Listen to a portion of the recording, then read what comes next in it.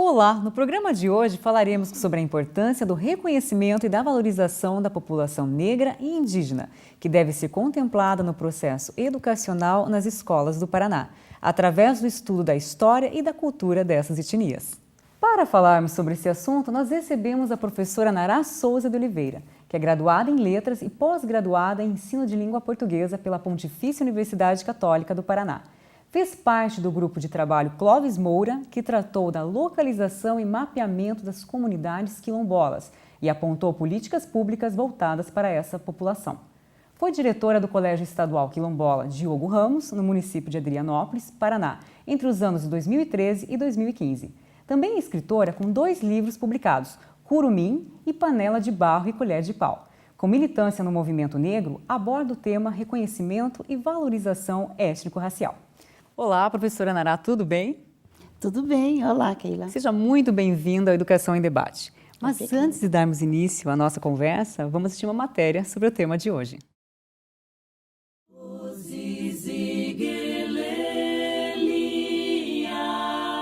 A importância do reconhecimento e da valorização dos indivíduos consiste em um grande desafio das sociedades contemporâneas. Conhecer a sua história e valorizar a sua identidade é primordial em um processo educacional que almeja o acesso, a permanência e o sucesso dos estudantes afro-brasileiros e indígenas nos estabelecimentos de ensino no estado do Paraná. Os dados oficiais da população negra e indígena e o autorreconhecimento desses sujeitos nos estabelecimentos de ensino indicam a necessidade de sensibilização, incentivo e motivação da comunidade escolar para o trabalho pedagógico na promoção da autoestima e orgulho do pertencimento étnico-racial, assim como para a implementação de políticas específicas às necessidades do contingente escolar. Segundo o informe da Organização das Nações Unidas sobre a discriminação racial no país, o racismo no Brasil é estrutural e institucionalizado e permeia todas as áreas da vida. Os peritos da entidade concluíram o relatório afirmando que o mito da democracia racial ainda existe na sociedade brasileira e que boa parte dela ainda nega a existência de racismo. A Secretaria de Assuntos Estratégicos, SAI, aponta que 51% da população do Brasil é formada por negros. No entanto, as informações levantadas para o banco de dados mostram que, apesar dos avanços, ainda existe uma grande desigualdade no país. Um exemplo disso é que os negros representam apenas 20% dos brasileiros que ganham mais de 10 salários mínimos. Diante disso, a Secretaria de Estado da Educação do Paraná desenvolve ações pedagógicas para a educação das relações da diversidade étnico-racial por meio do ensino da história e cultura afro-brasileira e indígena. Essa ação é uma política pública educacional que visa garantir o reconhecimento e a valorização da identidade étnico-racial da população negra e indígena. Para realizar esse trabalho, existem as equipes multidisciplinares, que são constituídas e organizadas no espaço escolar para orientar e auxiliar o desenvolvimento das ações relativas à educação das relações étnico-raciais e o ensino da história e cultura afro-brasileira, africana e indígena durante o período letivo, na perspectiva de contribuir para que o aluno e a aluna negra, quilombola e indígena mire-se de forma positiva pela valorização da história de seu povo e da participação efetiva na construção da riqueza e da identidade do país.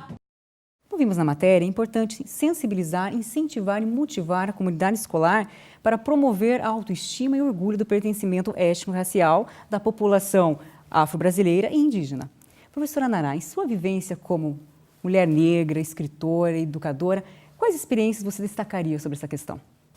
A experiência de ter nascido numa família com consciência de negritude, consciência do pertencimento étnico.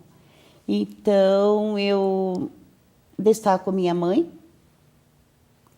Zélia de Santos Oliveira, que desde quando me amamentava, contava histórias, cantava. Destaco meu pai, Eurípides de Souza Oliveira, que contava a história do nosso povo africano que ele escutava do pai dele, que foi roubado do continente, e ele contava sentadinho num toco ou no chão, ali no terreiro, riscando com um graveto. E também contava causos também que o povo contava. E eu cresci assim, nesse meio. Mas, aos 7 anos, minha família sai do interior e vai para a cidade grande. Então, periferia da cidade grande, onde nós fomos morar num beco. Então, ali tudo era muito mais difícil. Na situação, então, de menina negra e pobre, eu encontrei a literatura como um refúgio. O pouco que chegava de literatura na minha casa era devorado por mim, era amado, era vivenciado. E, a partir de então, para não estar inserida na realidade local ali da redondeza, eu fugia para as personagens e comecei a inventar. Inventei muito, vivi muitos anos na ficção. Dentro do meu espaço da casa, eu criei um outro espaço e outras personagens. Isso me fez sobreviver, até que de lá saímos e, vindo para o Paraná, tivemos condição de ter um outro tipo de vida e estudo. Fiz magistério, destaco o magistério na minha vida. Foi um curso que veio de encontro como uma salvação também, porque me abriu as portas para muitas leituras. Professora Nara, ainda sobre a matéria, sobre o clipe, nós vimos que a Organização das Nações Unidas, a ONU, ela afirma que o racismo permeia todas as áreas da vida no Brasil. E também apresenta um documento que fala o seguinte, que a educação ainda é uma das maiores áreas de discriminação e uma das fontes principais de desigualdade no Brasil. Como você vê essas afirmações? E também, professora, a população negra ainda é a que mais sofre com a pobreza e com a desigualdade de direitos e oportunidades no Brasil? O IBGE está aí, nos provando. A pirâmide, quem está na base, quem está no meio no Brasil. Então, ainda aparece homem branco no ponto mais alto, depois do homem branco a mulher branca, depois da mulher branca o homem negro, depois do homem negro a mulher negra. Então, essa situação vai refletir na educação. Vai refletir porque alunos e alunas estavam acostumados, até há poucos anos, a ver a representação de negros e negras e indígenas apenas nos serviços de limpeza da escola, de fazer merenda. Hoje, o quadro já está modificando. Você já percebe que a representação já está sendo modificada. Então, nós temos diferentes etnias em diferentes espaços, mas falta muito ainda para conseguirmos equiparar, fazer mais ou menos um parâmetro de mais ou menos quase igualdade. Ainda está longe. Falando em políticas públicas e ações afirmativas, uma das ações afirmativas de reconhecimento e valorização da identidade étnico-racial é a inclusão do ensino de história e cultura afro-brasileira, africana e indígena no currículo escolar. A professora poderia traçar um breve histórico desde a inserção dessa temática no currículo escolar até a criação das equipes multidisciplinares? Para nós compreendermos o porquê da necessidade de uma legislação para criar essa disciplina, precisamos falar em África antes das grandes invasões, né? África antes do século XIV, com seus impérios, com suas tecnologias, seus conhecimentos científicos, com a maior universidade, a mais antiga universidade do mundo, no Mali, com o instrumento matemático mais antigo do mundo, no Reino do Congo, com as suas tecnologias em ferro, tecelagem, com a tecnologia avançada na agricultura, porque estão aqui esses negros e essas negras hoje, porque estão. Então, fazendo essa leitura, podemos entender. Não havia, dentro do currículo escolar, possibilidade para que esse povo conhecesse a história do seu próprio povo. Primeiro, exclusão do ensino, inclusão das salas de aula. Mesmo falando mais de 20 línguas cada um, continuavam em serviços, ficar abanando, carpindo, que não desmereço, mas era serviço escravo, não pessoas escravas, pessoas escravizadas. Então, chegando a esse encaminhamento, nós entendemos por que essas pessoas não estão na escola. Aí vem a lei do Marquês de Pombal, que existia cota de 100% para brancos nas escolas públicas do Brasil. Então, tendo 100%, abria-se uma proporção, um indígena ou outro indígena, ou que quisesse exercer o sacerdócio. Esse pequeno grupo de indígenas poderia frequentar a escola. Negros eram proibidos, tanto que tem aquela documentação na história da educação brasileira dos moços chamados pardos, que queriam frequentar a escola e que foram barrados para a escola pública. Mas chega-se à escola pública atual.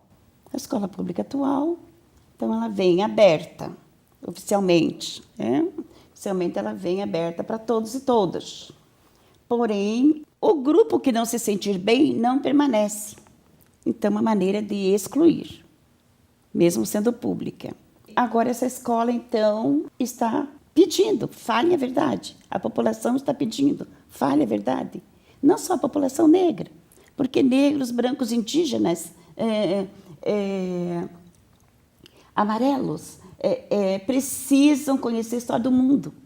E no momento que eu nego de um grupo, estou negando dos outros grupos conhecerem.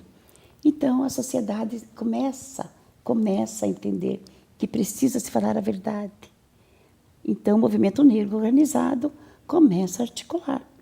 Já vem o Teatro Experimental, que já é uma organização do movimento negro, com Abdias do Nascimento. Já vem a Conferência de Durban, em 2001, o mundo inteiro sentado exigindo políticas públicas para as populações escravizadas. O Brasil, então, faz a decisão por educação. Não seria dinheiro que negros brasileiros receberiam por indenização de séculos de trabalho forçado. Então, se decide, ali, os grupos negros do mundo decidem que será através de pagamento por direito à educação. De onde vem, então, começam as políticas de cotas. E são políticas, uma parte de políticas, das políticas que vão ao encontro de reparações. Brasil, o governo não paga, mas paga a educação, que vai reparar parte do desgaste, parte da exclusão. Durban, após a Conferência de Durban, vem o movimento negro batalhando pela lei que se conte a verdade sobre negros e negras. Então, vem a lei em 2003, 10.339, obrigando todos os estabelecimentos de ensino, públicos ou privados, qualquer nível no Brasil, que se fale a história e cultura da África, dos afrodescendentes e a luta dessas pessoas pela busca da cidadania.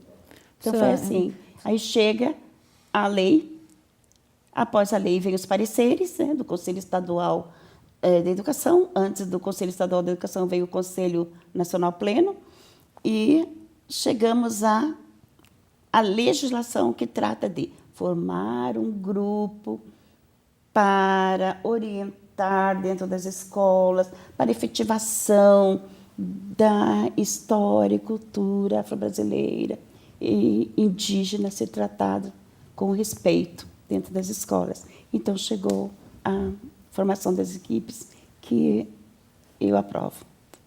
Senhora Naná, então, para que haja o reconhecimento e a valorização da identidade étnico-racial, é importante que conheça e se respeite a história e a cultura do povo afro-brasileiro e também do povo indígena. Sim, sem conhecer fica impossível. Se não conheço algo só porque alguém falou, então se eu vou por alguém disse que é algo não científico e a escola tem a função científica. Então, ali na História e Cultura Geral da África, os pesquisadores e pesquisadoras apontam lá para conhecer a verdadeira história, cultura da África, a pessoa precisa despir-se do que pensa saber e iniciar o estudo com o coração aberto, com a mente aberta, independente de alguém falou isto, alguém falou aquilo. Pesquisa. E para isso nós temos, né, Keila? Nós temos a coleção inteira de História Geral da África disponível no site do MEC. Todas as escolas do território nacional receberam. Se não receberam, ainda está no correio. O parecer da Petronília, ele traz assim: para se contar a história da África, se vai buscar na África. O trabalho deve ser iniciado com a história da África antes das grandes invasões do século XIV para cá. Poderia falar um pouco sobre como foi essa experiência de ser diretora e também, lembrando que é importante ressaltar que o colégio foi o primeiro colégio criado no estado do Paraná, quilombola, e com base em toda essa experiência, você poderia contar para a gente sobre dar exemplos de ações que mobilizaram a comunidade quilombola, no caso, e resultaram em reconhecimento e valorização da identidade étnico-racial. Bem feliz de ter trabalhado no Colégio Diogo Ramos.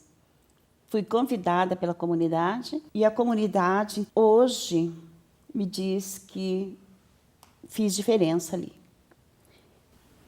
Vou ressaltar que, ao chegar,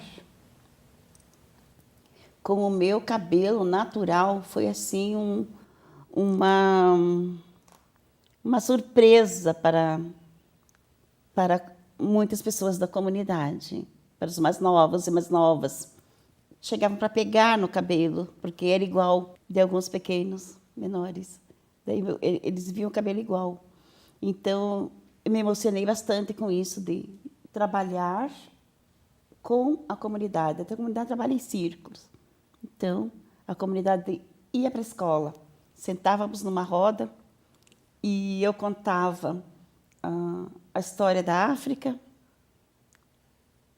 e eles faziam a ligação. Então, nós, certamente, fomos trazidos de tal reino. Faziam as ligações. Por quê? Porque o padrinho, o bisavô tem a bateia. Porque o padrinho trabalha com fabricação de canoas. Então, esse trabalho foi muito rico de sentar com a comunidade quilombola, que é a escola quilombola é comunidade. Então, não via, né? Eu não via como trabalhar escola isolada. Todas as decisões tiradas ali. Professores, professoras, alunos e os mais velhos da comunidade. Isso foi muito bom, aprendi muito lá na comunidade.